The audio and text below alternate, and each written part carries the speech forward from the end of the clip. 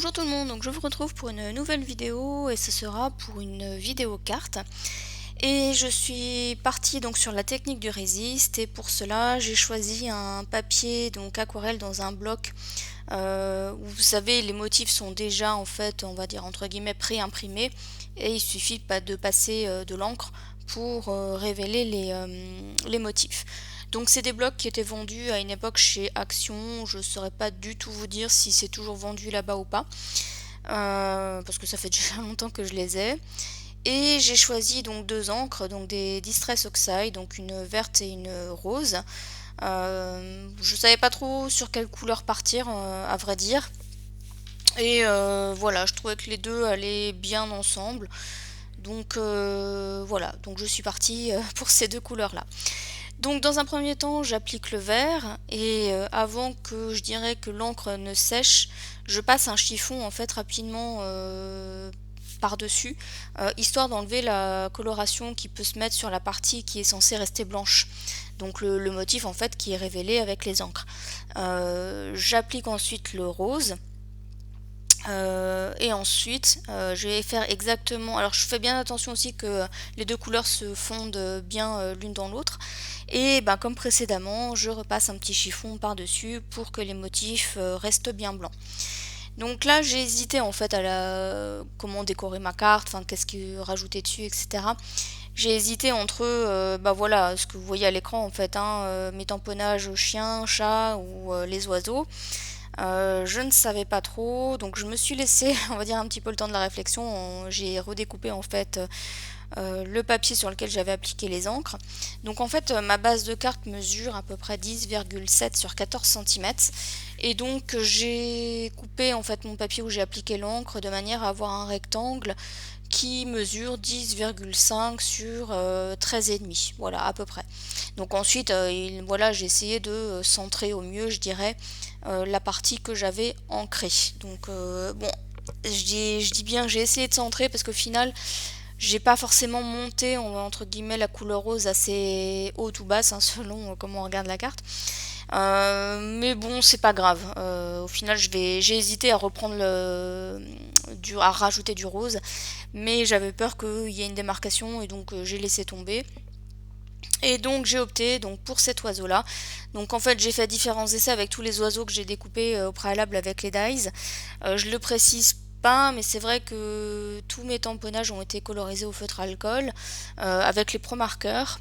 Mais c'est quelque chose que je ne filme jamais, tout simplement parce qu'il y a déjà plein de vidéos qui montrent comment coloriser au feutre alcool. Ça prend aussi beaucoup de temps et en général moi je me fais des sessions on va dire de colorisation où je vais faire ça pendant une après-midi et je vais vraiment faire que de la colorisation. Voilà, donc c'est aussi pour ça que je filme pas parce que ça prend quand même pas mal de temps. Et enfin bon bref voilà, et malheureusement j'ai perdu la feuille sur laquelle j'avais noté les références en fait de mes feutres alcool que j'avais utilisés. Mais en tout cas sachez que c'est les pro-marqueurs. Donc avant d'aller plus loin, je vais donc sur ma base de carte coller mon fond de carte, donc là où j'ai appliqué les encres Oxide. Donc je centre plus ou moins mon papier sur ma carte. Et effectivement, j'ai réutilisé mon bateau de colle Scotch. Donc la semaine dernière, je vous disais que ça filait beaucoup, etc. Et effectivement, j'avais émis que ça pouvait être dû à la chaleur parce qu'il faisait très chaud dans ma scrap room. Et effectivement, là, il fait un petit peu moins chaud. Et effectivement, la colle, elle est entre guillemets normale. Donc c'était bien l'effet de la chaleur. Donc, bah, mon oiseau, je vais le mettre en 3D. Donc voilà, j'utilise tout simplement de la mousse 3D. Tout simplement aussi pour donner un petit peu de relief à la carte et pour éviter de faire un aplat on va dire. Et je trouve que voilà, coller en relief ça donne un peu, enfin c'est un peu sympa quand justement la base de carte elle est déjà, enfin le fond de carte pardon est déjà collé sans relief. Voilà, je trouve que c'est toujours mieux de varier, je dirais, les épaisseurs des éléments qu'on colle. Bon, ça c'est mon avis. Mais voilà, je trouve que ça fait ressortir davantage le tamponnage, enfin l'élément en fait sur la carte. Donc ensuite je vais rajouter ce tamponnage.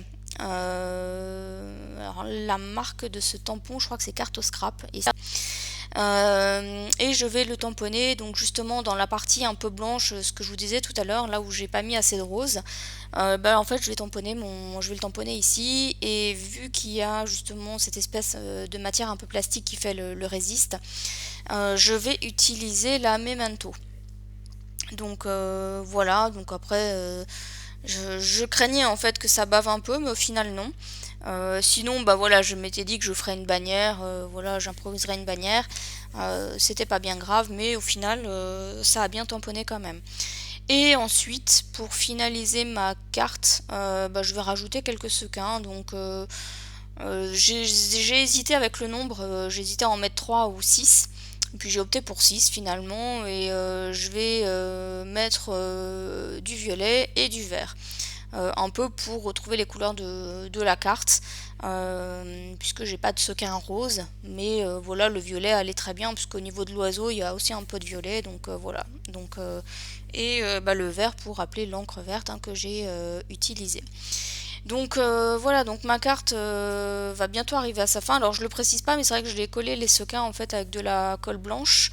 Donc je pose toujours un petit peu de colle sur mon plan de travail, et ensuite avec le pick me up, mais vous allez me voir faire en fait, hein, avec le pick me up je vais tout simplement prendre mon sequin, le tremper un peu dans la colle, et puis ensuite le coller sur la carte. Et au final je trouve que ça fait du travail, on va dire, assez propre. La colle ne déborde pas trop, donc voilà. Donc en tout cas je trouve que cette technique pour coller les sequins, plutôt que de poser des points de colle sur la carte directement et de poser le sequin par dessus et là ça déborde un peu, là du coup voilà, je trouve que c'est un peu plus propre. Donc voilà, donc cette fois ma carte va bientôt arriver à sa fin, donc n'hésitez pas à me dire ce que vous en pensez. Je réponds, hein, comme je vous le dis souvent, assez rapidement à vos commentaires.